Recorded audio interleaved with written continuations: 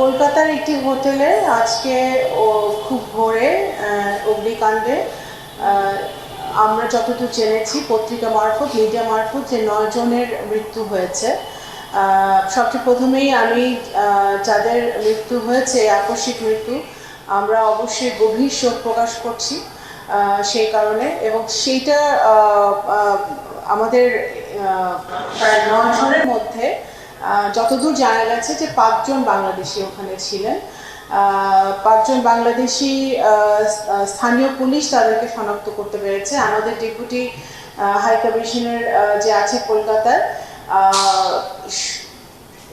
সব সময় সেই খোঁজ খবর রাখছে। উনি হোটেলে গিয়েছেন যে দুর্ঘটনা যেখানে ঘটেছে শনাক্ত করার চেষ্টা করছেন, কর্তৃপক্ষের সাথে যোগাযোগ রাখছেন, পুলিশের সাথে যোগাযোগ রাখছেন, এবং যারা নিহত হয়েছেন তারা জানা গেছে একই পরিবারের 4 জন।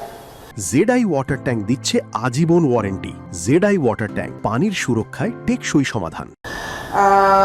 নিহত হয়েছেন এবং আমরা ইতিমধ্যেই আমাদের মিশন কলকাতায় যারা নিহত হয়েছেন সেই পরিবারের সদস্যদের সাথে যোগাযোগ করেছে বাংলাদেশে, যোগাযোগ করেছে, এবং আমরা দ্রুততর সময়ে, কারণ শনাক্ত শেষ হলে এবং সব ফর্মালিটিস কমপ্লিট হলে দ্রুততম সময় আমাদের এই মরদেহগুলো আমরা যেন বাংলাদেশে ফিরিয়ে আনতে পারি সে কাজটা আমাদের কলকাতার মিশন সেই কাজটি করছে।